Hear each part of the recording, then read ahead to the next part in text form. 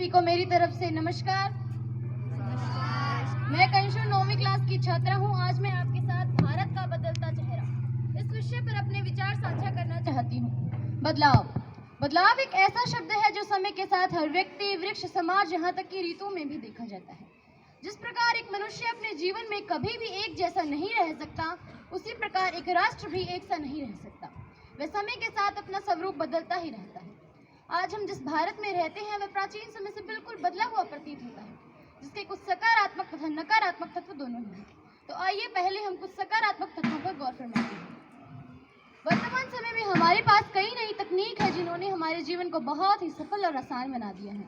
पुराने ज़माने में जहाँ कई मील पैदल चलकर एक स्थान से दूसरे स्थान पर जाया जाता था, घंटों समय बर्बाद किया जाता था, वहीं आज हम cycle, motorcycle, bike, rickshaw, car, यहाँ तक कि आकाश मार्ग से, एरोप्लेन से चंद मिनटों में एक स्थान से दूसरे स्थान पर पहुँच सकते हैं। इसके उपरांत शिक्षा, जो हर मानव को अपनी सभ्यता का परिचय कराती है, वह पुराने ज़माने में मनोईद के चाँद की भांति कहीं कहीं में कुछ लोगों के पास ही दिखाई देती थी। इसके बाद पुराने ज़माने में मनोरंजन, बल्ब इत्यादि का कोई आविष्कार नहीं हुआ था। वहीं आज हम TV, mobile, fridge, AC, heater आदि सुविधाओं का बड़े ही आनंद से लाभ उठाते हैं।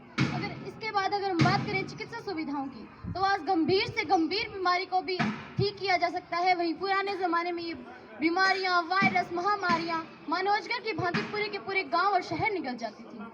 बदलते भारत में एक और जहां इतने सारे सकारात्मक बदलाव हुए हैं, वहीं दूसरी ओर जाहिर है कि कुछ नकारात्मक बदलाव भी हुए होंगे। इन्हें मैं कुछ पंक्तियों के माध्यम से बताना चाहूँगी। संयुक्त से टूटकर एकांकी में बंट गए परिवार, संयुक्त से टूटकर एकांकी में बंट गए परिवार, कारोबार को छोड़ बेरोजगारी की ओर बढ़ गया समाज, कारोबार को छोड़ बेरोजगारी की ओर बढ़ गया समाज।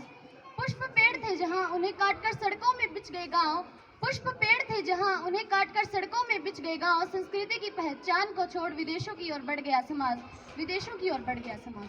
अर्थात आज हम देखें तो जहां कई पीढ़ियां एक साथ रहती थी, जिन्हें संयुक्त परिवार कहा जाता था, आज वह समाज गांव को छोड़कर शहरों की ओर पलायन करने लगे हैं, जिससे आने वाली पीढ़ी हमारी भारतीय संस्कृति को छोड़ विदेशी तत्वों की हाय हेलो को अपना रही है।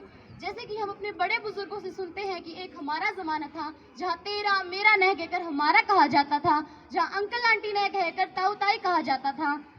बदलते हुए समय में परिप्रेक्ष्य के अनुसार जनसंख्या वृद्धि हमारा सबसे बड़ा संकट है, जिससे बेरोजगारी हमारा दरवाजा खटखटा रही है। और इसके साथ साथ पर्यावरण प्रदूषण भी एक बहुत बड़ी समस्या बनता जा रहा है। एक और देश प्रगति की ओर बढ़ रहा है और दूसरी ओर पर्यावरण प्रदूषण इतना अधिक बढ़ता जा रहा है कि लोगों को सांस लेने में भी दिक्कत आने लगी है। इसलिए हमें अधिक से अधिक पेड़ लगाने होंगे, पर्यावरण प्रदूषण को भी कम करना होगा। अतः हमें अपने संस्कारों, आदर्शों को साथ लेकर सभ्यता की दहलीज पर कदम रखना होगा।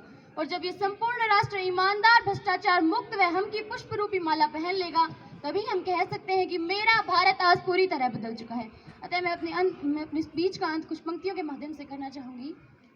अब चांद पर पांव जमाना है, सूर्य से आंख मिलाना है, एक नया सवेरा लाना है, संकल्प नया दोहराना है, न ठहरा था न ठहरा हूँ, मैं एक नए भारत का चेहरा हूँ, मैं एक नए भारत का चेहरा हूँ। धन्यवाद।